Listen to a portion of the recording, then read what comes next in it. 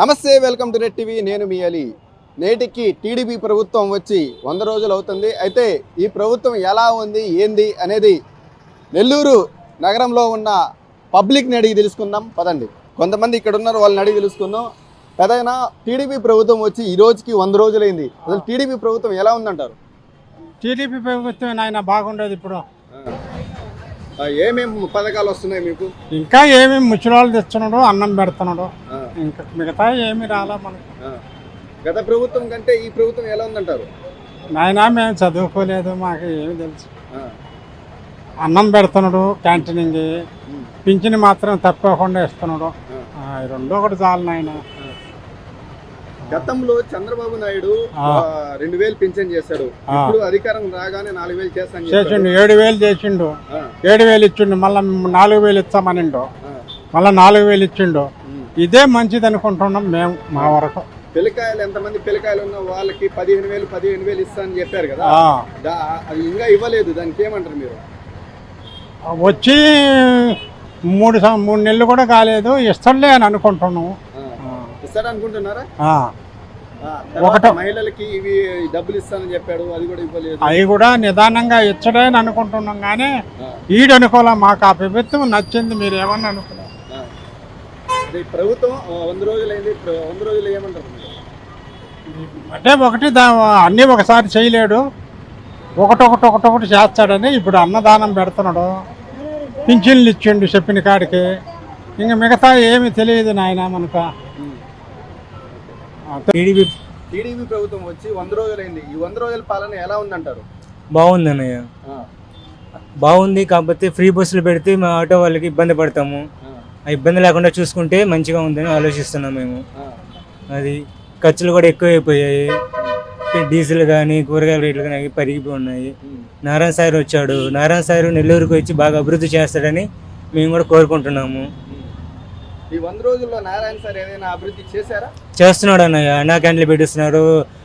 Side కాలువల్లో మట్టి ఉండి ఇంతకుముందు చాలా రోజులు చాలా పేరుకుపోతుంది. ఆ మట్టి కూడా మొత్తం క్లీన్ చేపిస్తున్నాడు. ట్రాఫిక్ రూల్స్ ఏమైనా చక్కదిద్దారా?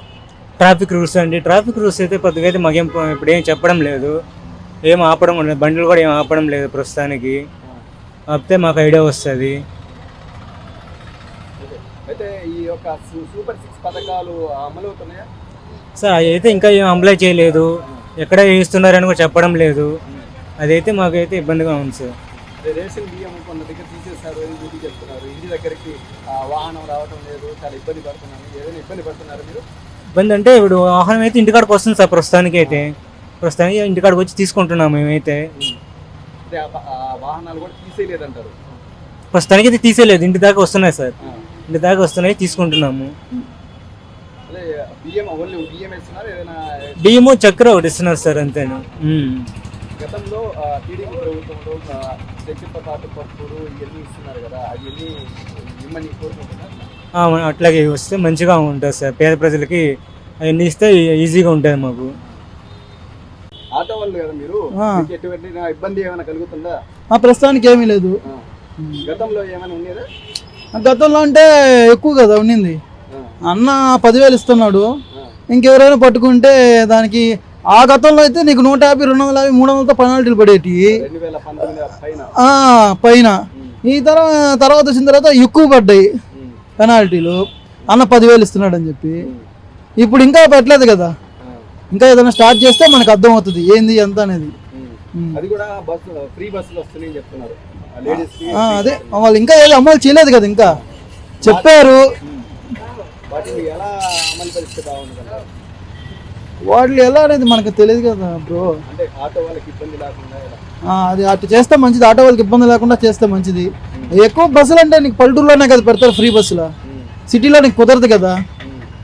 ఫ్రీ బస్సులు అనేది పల్లెటూరులోనే ఉంటాయి.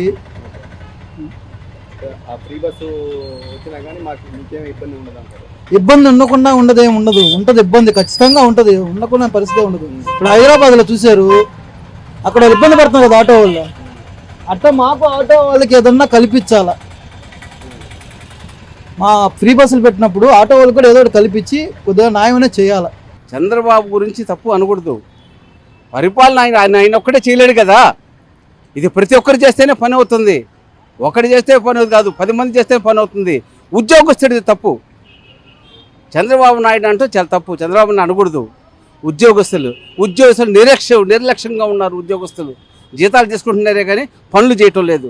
అదే కానీ చంద్రబాబు నాయుడు తప్పు లేదు. చంద్రబాబు నాయుడు ఏం చేస్తాడండి? చంద్రబాబు నాయుడు చెప్తాడు అంతవరకే, చేయమని చెప్పి. చేయకపోతే తప్పు ఎవరిదండి? చంద్రబాబు నాయుడుది కాదు కదా, వీళ్ళదే కదా. వీళ్ళ మీదే చర్య తీసుకోవాలా. వీళ్ళు మటుకు పడుచుకున్నట్టు ఉన్నారు. అయితే అన్నా క్యాంటీన్ పెట్టారు. అయితే మీ యొక్క వ్యాపారస్తులు చాలా అంటే రూపాయి 10 రూపాయలు వస్తాయి మీకు లాభం. ఇప్పుడు అన్నా క్యాంటీన్ పెట్టడం వల్ల మీకు ఎలాంటి లాభం కలుగుతుంది? ప్రభుత్వం వచ్చి 100 రోజులు అవుతుంది. అయితే ఈ ప్రభుత్వంలో పథకాలు అమలవుతున్నాయా? ఎలాంటి పథకాలు ఇప్పుడు దాకా అందినాయి మీకు? మాకు ఇప్పుడు పథకాలు మటుకు ఏ అమలు కావటం లేదు. ప్రస్తుతం మటుకు పెన్షన్లు మటుకు అమలైనాయి. పెన్షన్లు మటుకు టైం టు టైం పెన్షన్లు మటుకు ఇస్తున్నారు. కానీ నిత్యావసర వస్తువుల మటుకు విపరీతమైన రేట్లు అమ్ముతున్నారు. ఆయిల్ ఈ రోజున కొనలేని పరిస్థితికి అయిపోయింది. పాత రేట్లకే కొత్త రేట్లు అమ్ముతున్నారు. దాని గురించి ఎలాంటి చర్యలు తీసుకోవటం లేదు. ఎవరు కూడా ఆఫీసులు వస్తున్నారే కానీ చేతులు మారుతున్నాయి కానీ ఏ ఒక్క ఆఫీసులు కూడా మార్కెట్లో కానీ కూరగాయల మార్కెట్లో ఈ రోజున చూస్తుంటే అమిత దౌర్జన్యంగా ఉంది. దాని గురించి అరికెట్టేవాళ్ళు లేరు. కలెక్టర్ చెప్పుకోకుండా, పోలీసులు చెప్పుకోకుండా, ఎవరు చెప్పుకొని పోయి అంటున్నారే కానీ దాని గురించి చర్య లేదు. ఈ రోజున నడి రోడ్ల మీద చెత్త పోసుండారు. చెత్త ఎత్తే నాదుడు లేరు. చెత్త ఎత్తమంటే మమ్మల్ని తిరిగి చూస్తున్నారు. అసమర్థంగా ఉంది. నెల్లూరులో మున్సిపల్ శాఖ మంత్రి ఉన్నారు. మున్సిపల్ శాఖ మంత్రి ఉన్న దగ్గరికి ఉండి పట్టించుకొని దీని కార్యాచరణ చేస్తుంటే మాకు సంతోషంగా ఉండేది. ఈ రోజున వాళ్ళ గురించి ఉద్యోగస్తులు కూడా సరిగ్గా చేయటం లేదు. మాకేం లెవెల్లో ఉండరు. ఎక్కడ చెత్త మీరు చూడండి, అక్కడ చూడండి మీరు కొత్త హాల్ దగ్గర నడి రోడ్లన మట్టి తీసినారు. ఎంతకాలం అయిందో మట్టి తీసి అదే దారిలో తొక్కుకుంటూ పోతున్నారే కానీ దాని గురించి చర్య తీసుకునే నాదుడే లేదు. ఎంతమంది ఆఫీసులు పోతున్నారు, ఎంతమంది ఉద్యోగస్తులు పోతున్నారు, ఏ ఒక్కరు కూడా దాని గురించి పట్టించుకోవటం లేదు.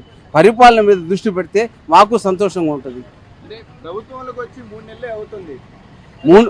3 నెలలు అయినా కానీ ప్రభుత్వం మీద ఉన్న వాళ్ళైనా పైన వాళ్ళు కాకపోతే కింద ఉన్న వాళ్ళైనా దాని గురించి చర్య తీసుకుంటే, కింద స్థాయి వాళ్ళైనా చర్య తీసుకుంటే సంతోషంగా ఉంటుంది. కానీ ఏంటంటే పైన వాళ్ళే మాకు సంబంధం లేదంటే, కింద వాళ్ళే మాకు సంబంధం లేదంటే ప్రజల పరిస్థితి ఏంది?